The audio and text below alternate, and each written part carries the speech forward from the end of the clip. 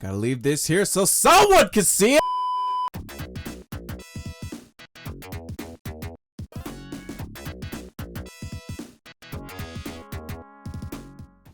Consistency is not my strong suit, but seeing what re-uploaded my last video did, it shows that I really gotta make my next review. Either that or I just got lucky. Anyways, on with the show. So both Sonic 2 and CD came out in '92, and it was clear at this point that Sonic was on top of the world. Everyone who did or didn't have a Sega console knew just who the Blue Hedgehog was.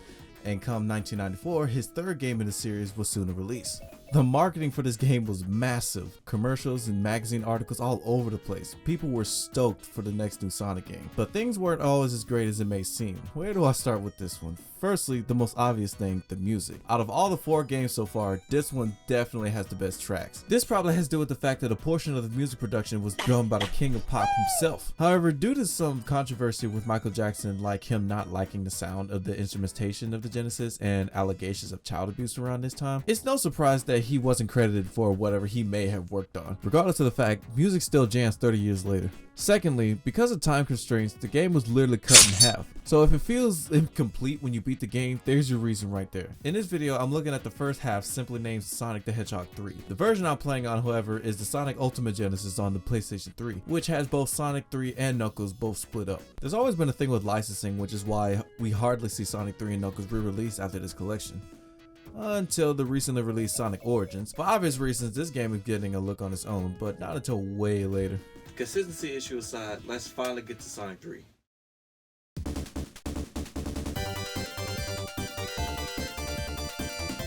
Sonic 3 brings more to the table than Sonic 2 and CD. For one thing, these bumping tracks! And second, a more fleshed out story. See, when starting the game, we get a cutscene of Sonic and Tails flying the tornado. Then Sonic jumps up and transforms into Super Sonic, flying into this unknown island that is until this new stranger comes in punching the literal super out of Sonic. This dude here is known as Knuckles the Echidna and is not a byproduct of Ken Penders. He's our reoccurring baddie for this game, and for all we know at this point, we just kind of trespassed on his property, but bitch done stole my emeralds! A kid that wants to die! Well, now we gotta chase this guy down to get our emeralds back, and damn it, Robotnik's back too! So in a nutshell, that's the plot of this half of the games. Knuckles stole our emeralds and Robotnik's up to no good. So of course, Sonic and Tails pursuits. We got 6 stages this time around, all consisting of 2 acts in them, with a boss waiting at the end of each act. A simple race to the finish as before, but both acts act differently from one another. For example, the first stage, Angel Island, you start off roaming the jungle scene, splashing around, going through caves, swinging on vines, but then you meet the mini-boss and sets the land ablaze!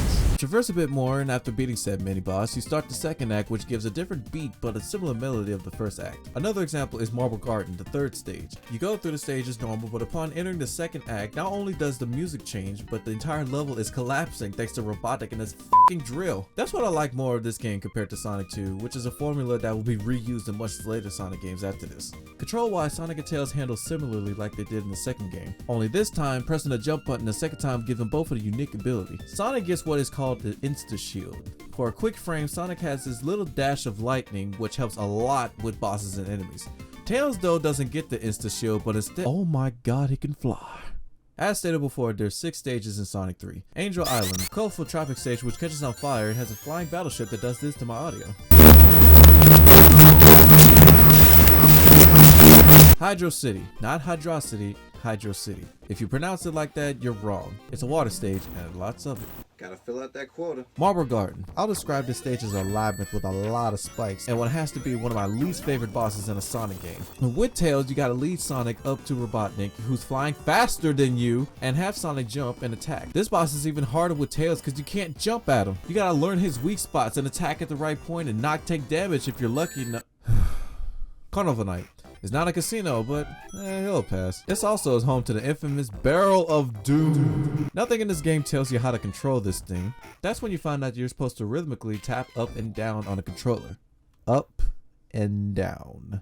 Oh, I definitely figured that one out, Sega. Ice cap, lots of ice, and a snowboarding Sonic. Tails doesn't get such luxury. Launch base, quite the labyrinth this one is with a real funky track. And it's here we find out that Robotnik's in the work of relaunching the Death Egg. Also, if you really wanted to, you can farm lives here. There's this alarm system around the stage. If you stay inside of them and stay in spin dash without letting go, some bird badniks will endlessly swoop in and try to attack, only to get destroyed by you. This will continuously rise your score to the point where after every few badniks, you get an extra life. Just a little tip there. After getting to the end of launch base, we actually get to ride an Egg-O-Matic. I am the Hedgehog, that's what I am. Then we get Knuckles, who's been following us and trying to screw up our process and runs away, but now he's dead. Now it's the final boss, which is a cakewalk with Sonic, not so much Tails. And once you defeat him, it's over. That's it. That's the end of the game. You watch the Death Egg fall, but there's nothing else. That's it. It feels so incomplete.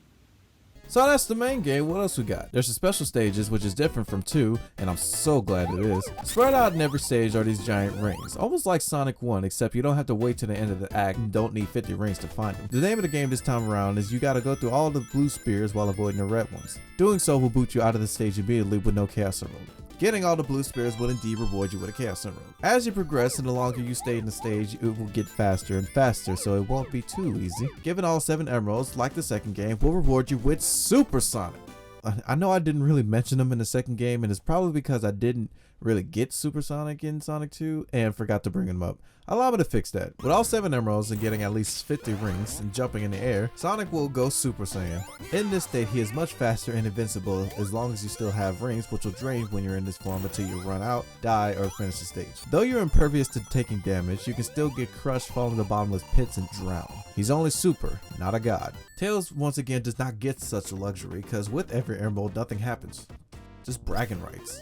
That's lame. With enough rings and go through a checkpoint, you can enter a bonus stage for more goodies and lies, but I don't always use this, but it's an interesting feature. So the only thing after that is the multiplayer. Unlike Sonic 2, which uses 3 random stages and a special stage, Sonic 3 has 5 original and rather short tracks to run through, and whoever gets the first most wins. It really isn't all that, but hell, I love the music, so it's whatever. There are much better options. I had my brother again help me out with the multiplayer, and once again, he could not top me. Except for that last stage, I don't know what the hell happened. And that's Sonic 3. It may be a bit on the short side from what some may have expected, but we still have another half to look into. It didn't sell nearly as much as the second game, which I find appalling. I will forever take Sonic 3 and even CD over Sonic 2. Not to say it's a bad game, I just get more enjoyment from these games than its predecessor, and that's how it's supposed to be, isn't it? Next on Tailend Reviews, we're looking at the second half of this gem of a game, Sonic and Knuckles. What happened to the Death Egg and Knuckles? Will Tails finally go Super Saiyan himself? All will be answered in the next review.